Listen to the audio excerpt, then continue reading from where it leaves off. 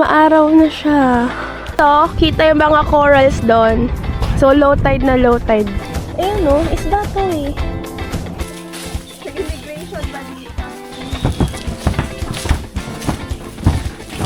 Talong ka na lang.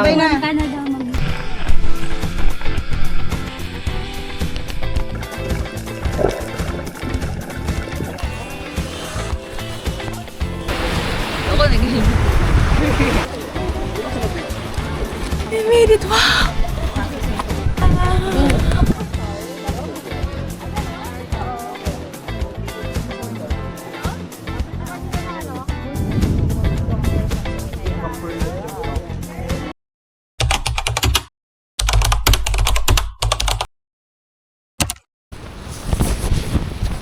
Ala, napakalakas ng hangin.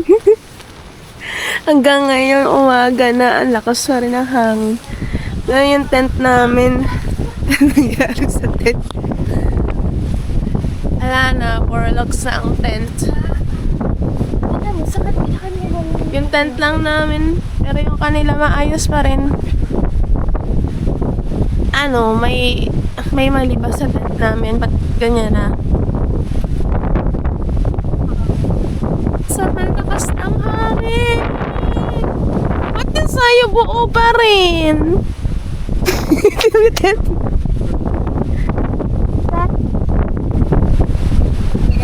We survived the Great Depression.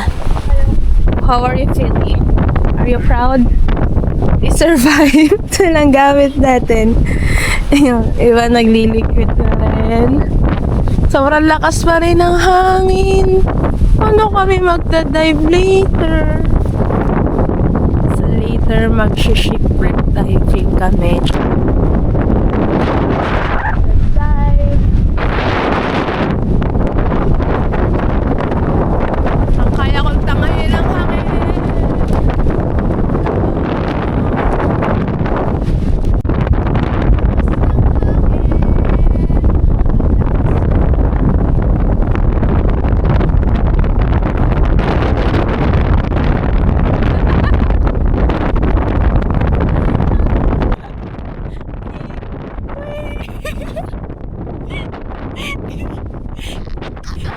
Our last day in Apo Reef. Takbo na kami ng mga gamit. Salita ka sa meal. Right now, workout.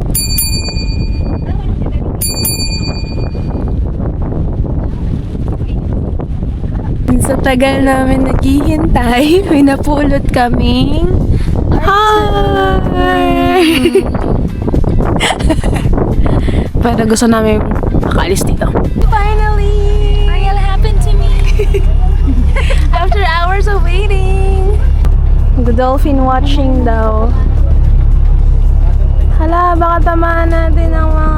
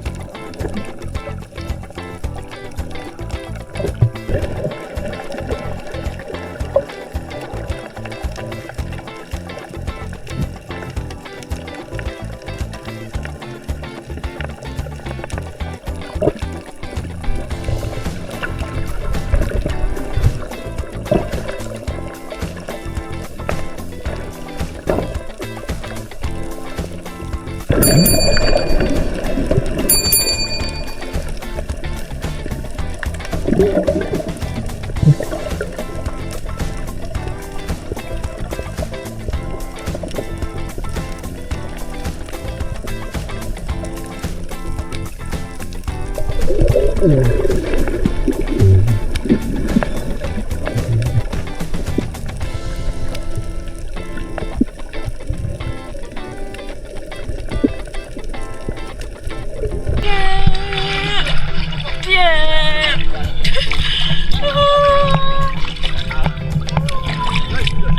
in Occidental Mindoro!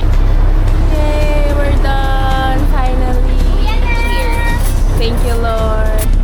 Yay! Wow! Sarap! Abot naman ang tingnan ko.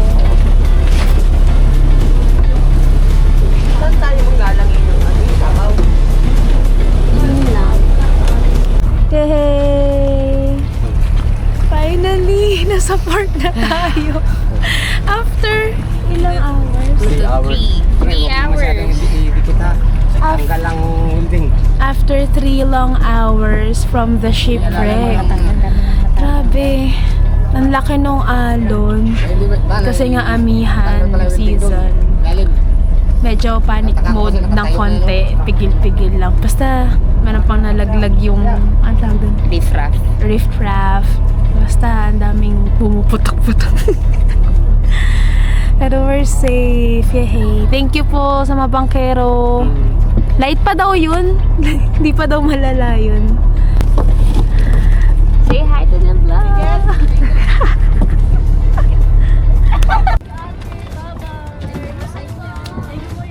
Salamat Thank sa you po. pag-alaga sa amin lahat. Hala. Hala.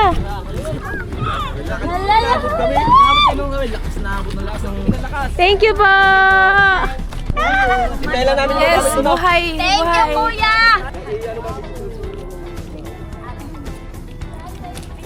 Hello, we're alive. We're back! Hello, we're alive.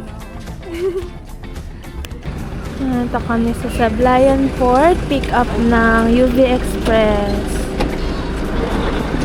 Maliligo muna kami bago pumunta sa Abrada Ilog Port. Kaso yung panligo namin nasa bangka pa. Sumauna na yung iba kesa sa amin.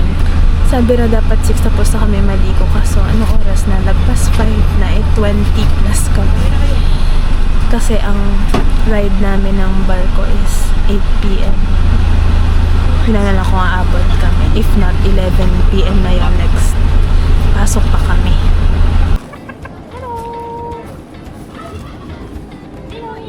Wala, I miss my dog na.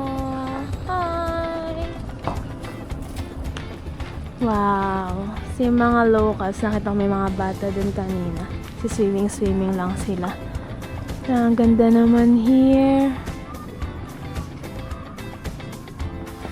We're done maligo. Jace, magtanggal na tayo. Magtanggal muna tayo mata.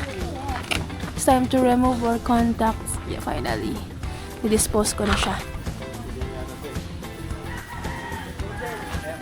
Goodbye.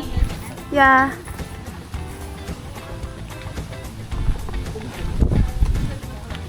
Thank you sa serbisyo. Yes. And guys, mamadali kami. Nakabal namin 9 p.m. trip. Kami sa port sa Abrada Ilog ulit. Ang dami pa, hindi na pupuntahan dito. Enchanting Rivers Lakes Trail and Hike. Miss mo na si Shot, ha? Babayad lang ng 10 pesos. 30 pesos na yun, sir.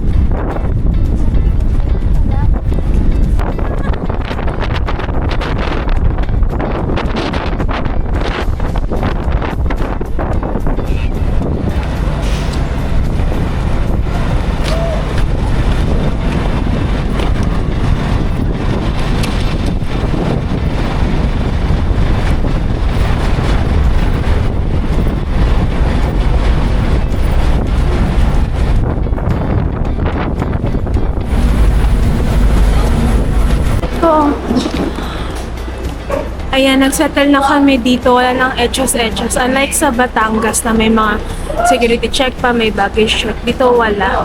Talagang rekta agad pagkabili ng ticket. May kukuha na ng ticket sa baba. Tapos sobrang simple lang din dito ng barko. Dun sa papunta ditong barko, meron kaming mga lounge seats talaga. Kain po! Gusto ko rin nga ng laki. Yan, unlike dun sa unang barko, mas maganda yung mga seats doon at mas yung mga pagpipilian. Dito wala. Puro ganito yung upuan. Pati sa taas, same lang. Walang arte-arte dito. Sana makatulog tayo.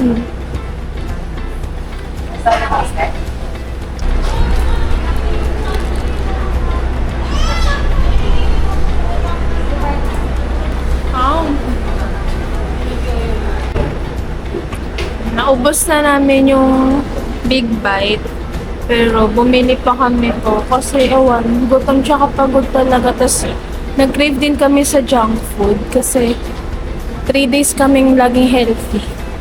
Tsaka parang tagal ko hindi kumain ng instant noodles except sa Chain Rabbit. Kaya crave talaga. Tapos meron ding boiled egg. 55 pesos lang itong tatlo. So, sulit na. Yan, nando ko yung egg. Sarap. Nakaka-excite. Parang ngayon ako, parang akong turistang nagtatry ng Filipino cup noodles. Oh, dami. Yan, so wala na masyadong update kanina kasi pagbaba namin ng sa port, diretso agad kami, hinatid kami sa liguan. Tapos, pagkaligo, pack up agad talaga, mabilis lang. Wala na talagang arte-arte, wala ng skincare. Yun lang, di namin nabutan talaga yung 8 p.m. na sale. Pero buti na lang, yung kasunod, yung eto, 9:30 p.m. So nakarating kami ng port dito ng 8:45 p.m. Tapos bumili agad kami ng ticket, tapos bili sa 7-Eleven. Buti nga may 7-Eleven, laking tulong niya. Nahihiya ako sa mga dumadaan. Pinagtitinginan nila ako. Ganito ba talaga? Bakit? Ano guys, ngayon na kayo natin nag-vlog. Pinagtitinginan nila ako. Ano ba yung muna ako tingnan? Ayan. Tapos, sakay agad, hila-hila namin tong trolley, tapos dala yung fins. Lahat kami mabilisan lang. Tapos,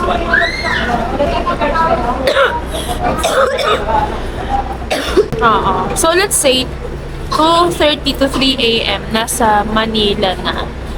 Tapos, i-drop off kami sa Cubao. Good luck! Magsisipasok kami lahat bukas.